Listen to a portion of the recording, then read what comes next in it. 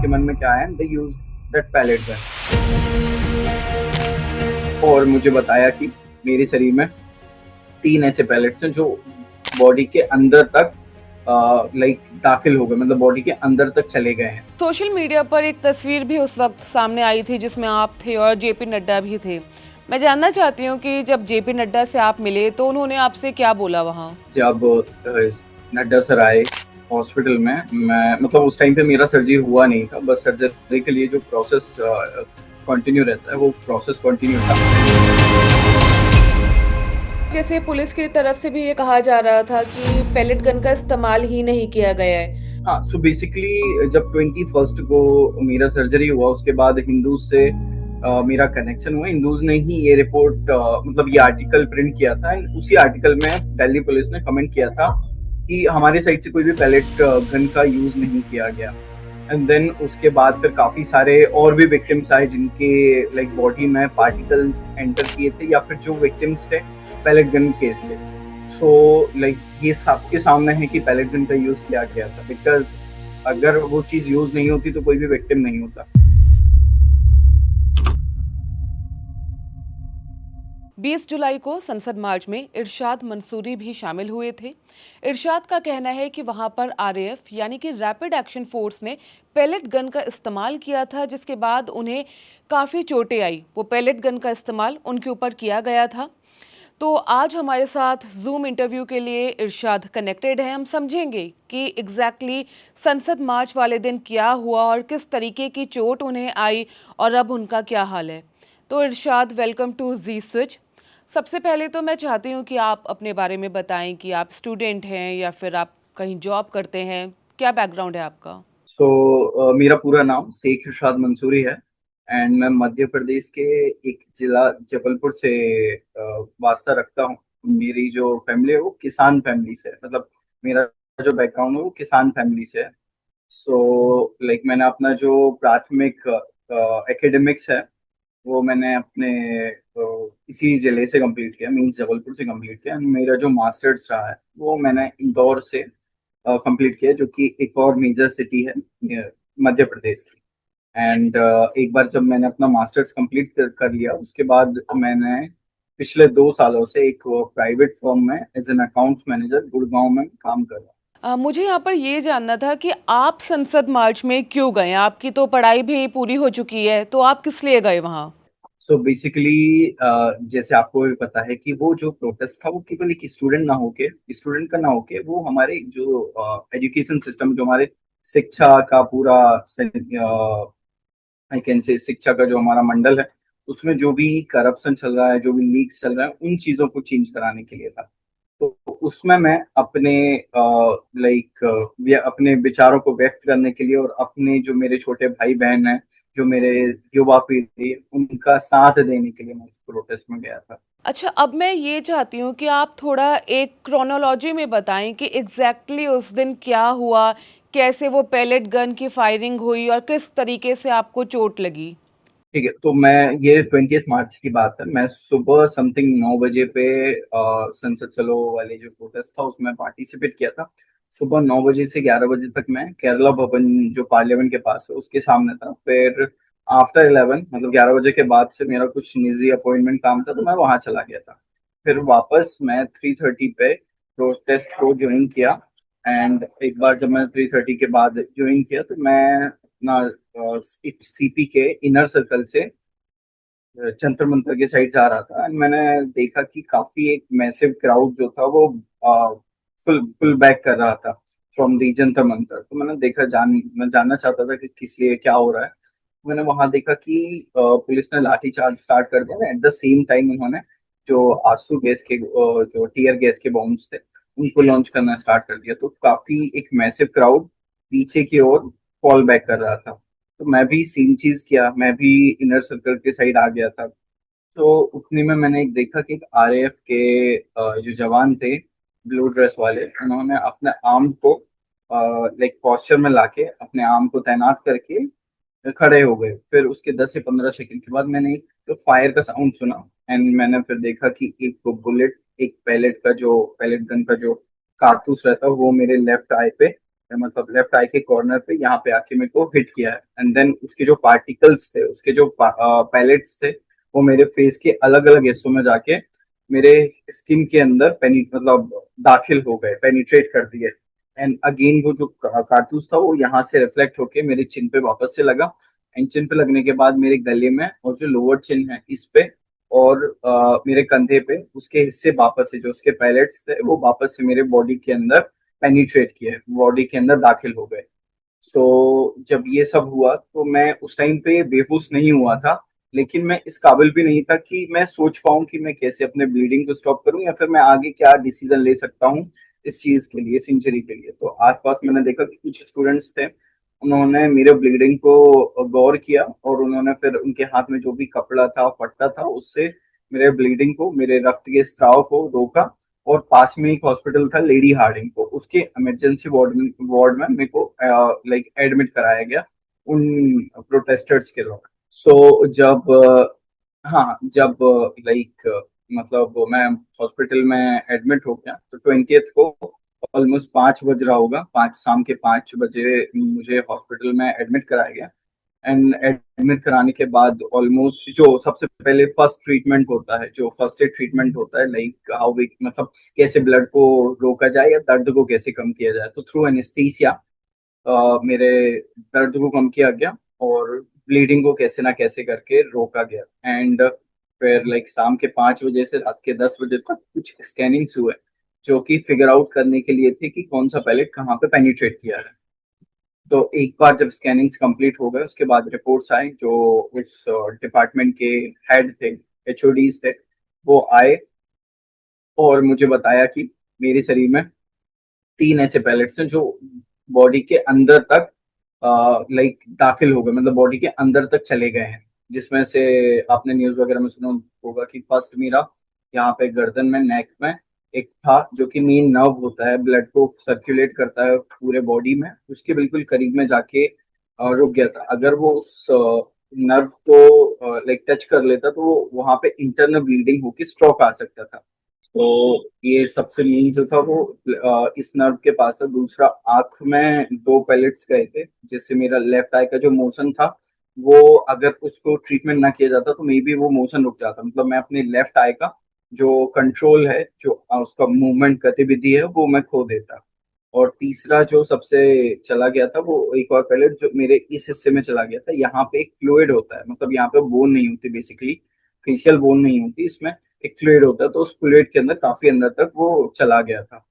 तो डॉक्टर्स ने मुझे सजेस्ट किया कि मैं सर्जरी के लिए इसको प्रोसीड करूं, ताकि जितना जल्दी ये चीजें, ये पैलेट्स रिमूव हो जाएंगे उतना ज्यादा हम उस खतरे को कम कर सकते हैं।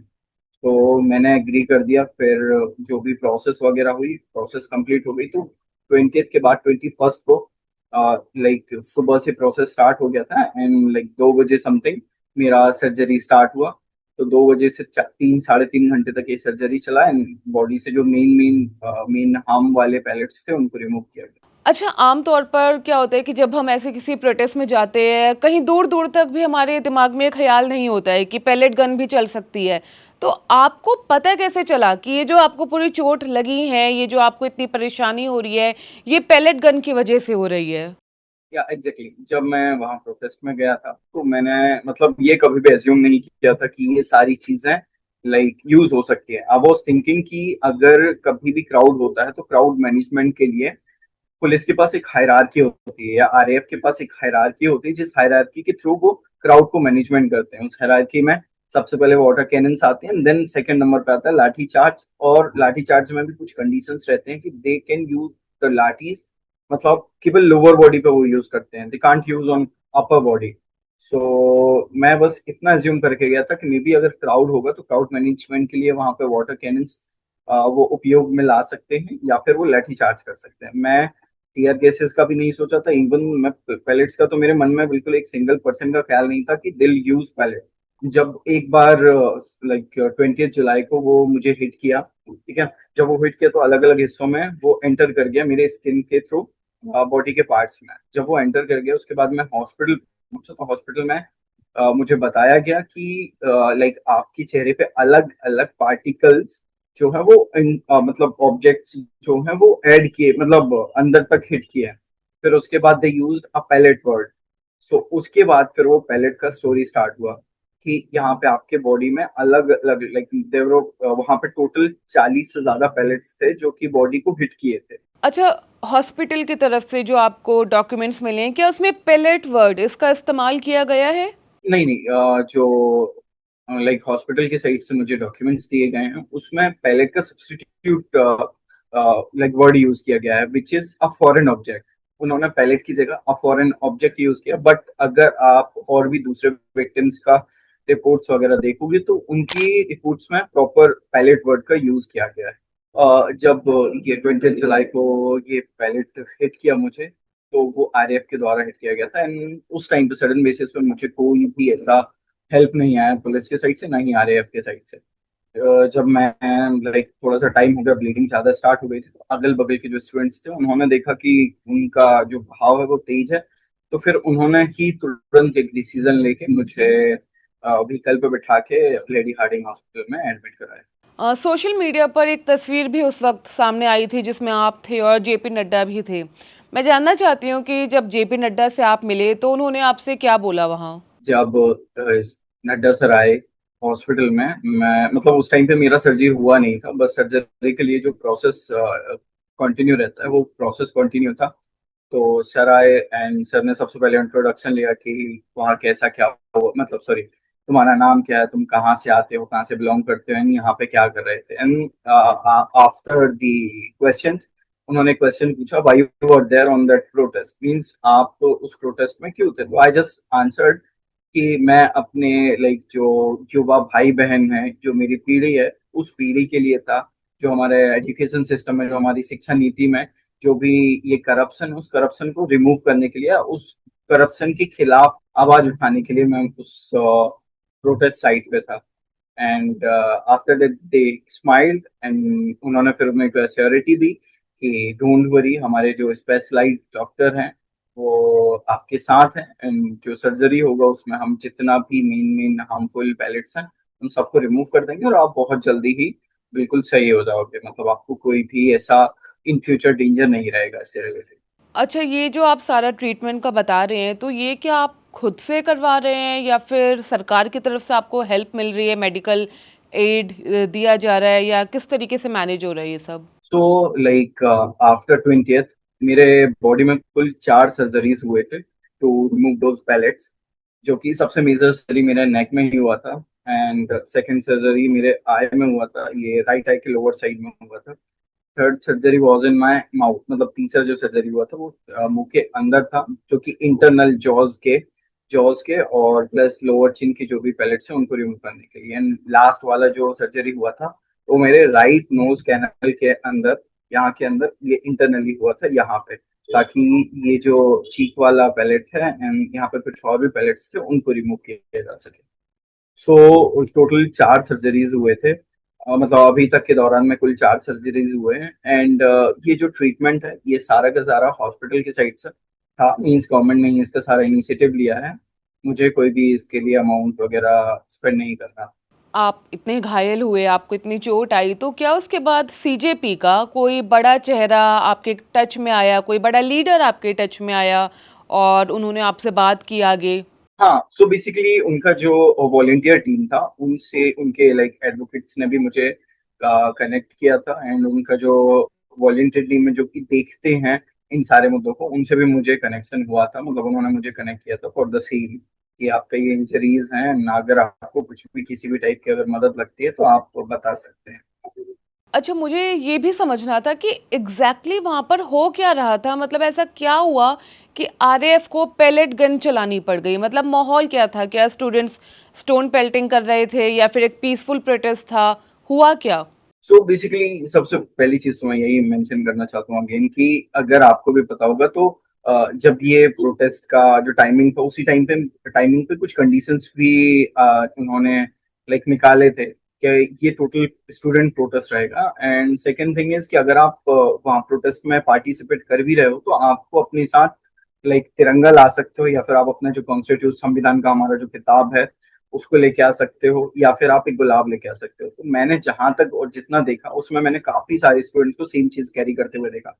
मैंने किसी भी स्टूडेंट, मतलब एक सिंगल भी ऐसा स्टूडेंट नहीं देखा जिनके हाथ में कोई ऐसा हथियार हो जो कि किसी पुलिस को या फिर किसी दूसरे स्टूडेंट को हार्म कर सकता हो।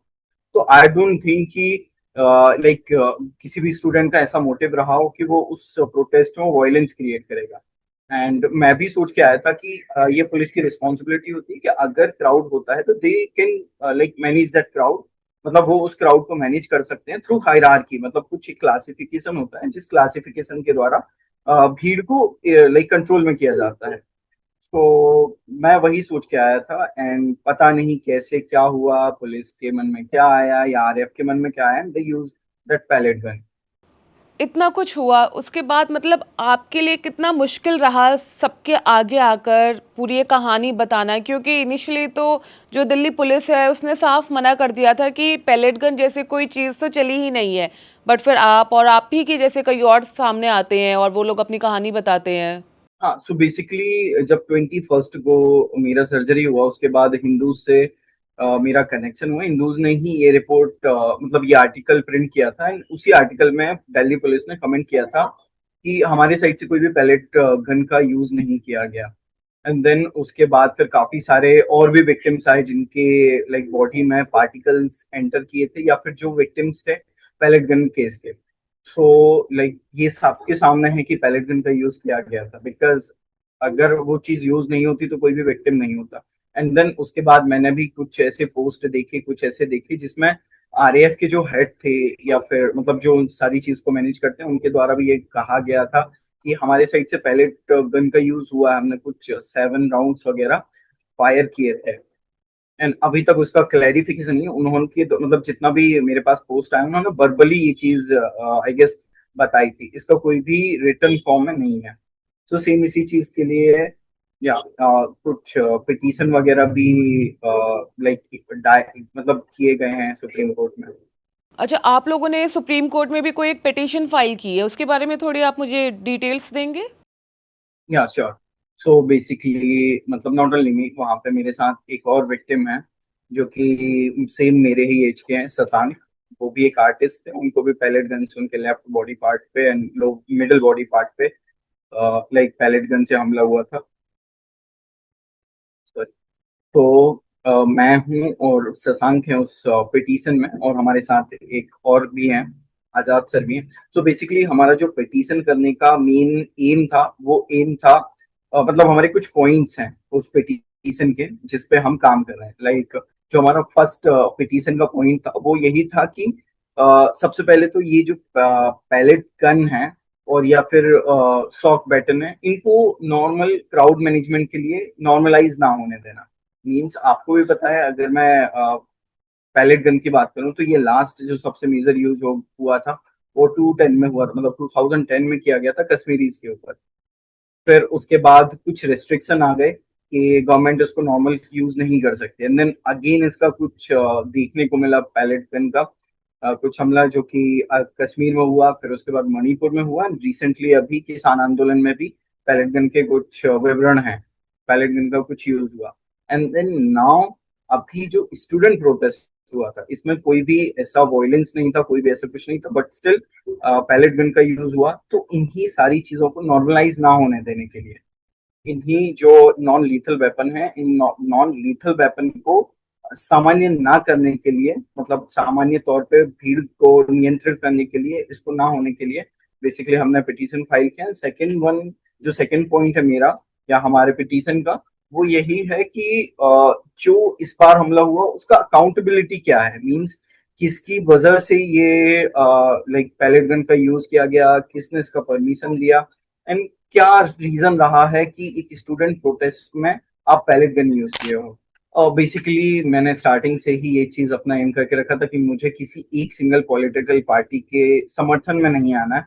ये जो स्टूडेंट प्रोटेस्ट था वो केवल सीजेपी का नहीं था, सीजेपी ने बेसिकली स्टूडेंट्स के एम को ट्रिगर किया। मतलब कि जो स्टूडेंट इतने दिनों से अपना मन में दबा के रखे थे कि हमें कुछ बदलाव लेके आना है, सीजेपी ने बेसिकली उसको ट्रिगर किया था। एंड जो भी आक्रोश था वो आंदोलन में बदला है ना, आंदोलन की वजह से फिर काफी कुछ चेंज हुए। सो लाइक मुझे तो अभी तक किसी भी ऐसे पॉलिटिकल पार्टी या राजनीतिक पक्ष ने ऐसा मतलब कनेक्ट नहीं किया है। और मैं इन फ्यूचर भी यही चाहूंगा कि मैं केवल इंडिविजुअली ही इस प्रोटेस्ट को देखूं, ना कि किसी राजनीतिक पार्टी या राजनीतिक पक्ष में आके इसके आगे की प्रोसीजर को कंटिन्यू करूं।